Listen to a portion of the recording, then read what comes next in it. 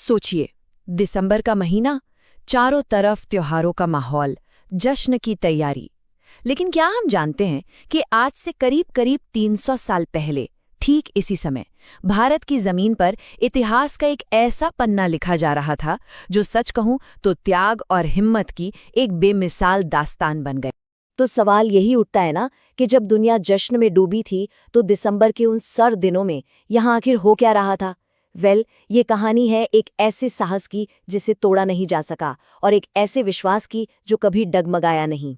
ये एक ऐसी हकीकत है जिसके बारे में सोर्स मटेरियल का मानना है कि इसे हमारी स्कूल के किताबों में शायद वो जगह नहीं मिली जो मिलनी चाहिए थी। तो चलिए आज हम मिलकर उन घटनाओं पर एक नज़र डालते हैं। तो कहानी शुरू होती है एक परिवार के बिछड़ने से। और ये कोई आम बिछड़ना नहीं था, ये वो बिछड़ना था जिसने आने वाले इतिहास का रुख ही मोड़ दिया। और देखें, ये सब कुछ हुआ सिर्फ एक हफ्ते के अंदर।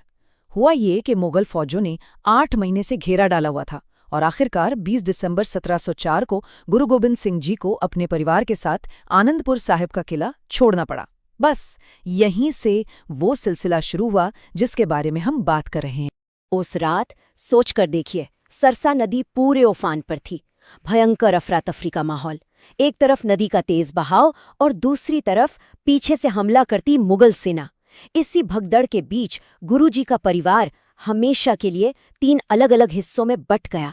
और दुख की बात यह है कि वो फिर कभी एक दूसरे से मिल ही नहीं पाए। अब कहानी का फोकस उस ग्रुप पर जाता है जिसमें गुरुजी की माँ माता गुजरी जी और उनके 2 सबसे छोटे बेटे थे। देखिए, किस्मत उन्हें एक ऐसे इंसान के पास ले गई जिस पर वो पूरा भरोसा करते थे। तो घने जंगलों के रास्ते से गुजरते हुए माता गुजरी जी और उनके 2 पोते साहिबजादा जोरावर सिंह और साहिबजादा फतेह सिंह की मुलाकात हुई गंगू नाम के एक व्यक्ति से। अब ये गंगू कोई अनजान नहीं था, वो सालों तक गुरु के घर में रसोइये का काम कर चुका था। तो जाहिर है उसे देखकर माताजी को लगा कि चलो अब कोई अपना मिला, एक उम्मीद जगी, एक सुरक्षा का एहसास हुआ। गंगू ने वादा भी किया, कहा मैं आपको सुरक्षित जगह दूंगा, चिंता मत कीजिए। लेकिन उसकी नीयत कहीं और थी। उसकी नजर थी माताजी के पास सोने की मोरों से भरी थैली पर, और बस यहीं पर भरोसा जो था वो लालच के आगे छोटा पड़ गया। और फिर वही हुआ, गंगू ने रात के अंधेरे में वो मोहरों की थैली चुरा ली। अगली सुबह जब माताजी ने बड़ी शांति से उससे इस बारे में पूछा तो वो पकड़ा गया। अब पकड़े जाने के डर से उसने उल्टा चोर कोतवाल को डांटे वाली बात कर दी। जोर जोर से चोर चोर चिल्लाने लगा और इनाम के लालच में उसने उन तीनों को मुगल सिपाहियों के हवाले कर दिया। इस धोखे के बाद कहानी का शायद सबसे मुश्किल, सबसे दर्दनाक हिस्सा शुरू होता है। अब 2 मासूम बच्चे और उनकी दादी कैद में हैं और उन्हें सरहिंद के नवाब के सामने पेश किया जाना है। 9 साल और 6 साल, ये सिर्फ नंबर नहीं है, ये उन 2 साहिबजादों की उम्र थी। साहिबजादा जोरावर सिंह बस 9 साल के और छोटे साहिबजादा फतेह सिंह सिर्फ 6 साल के। सोचिए, इतनी सी उम्र में उन्हें नवाब वजीर खान की भरी अदालत का सामना करना पड़ रहा था। उन्हें कैद किया गया सरहिंद के ठंडा बुर्ज में।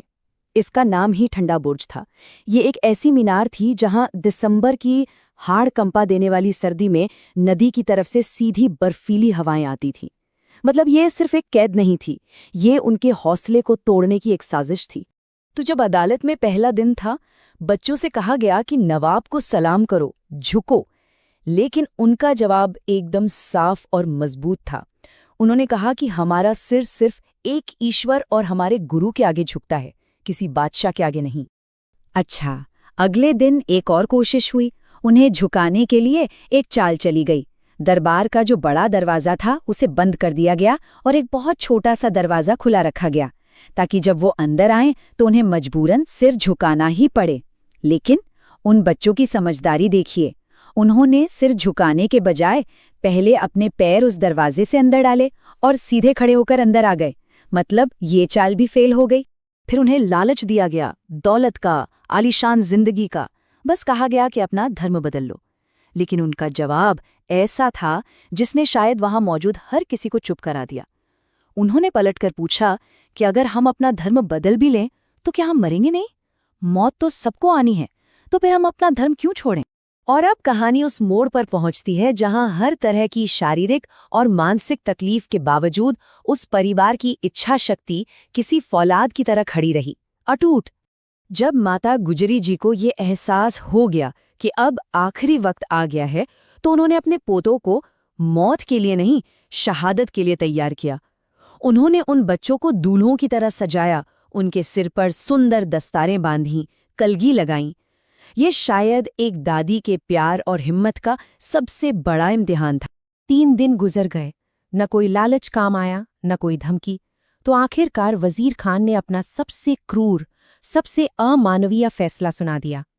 इन दोनों बच्चों को दीवार में जिंदा चुनवा दिया जाए।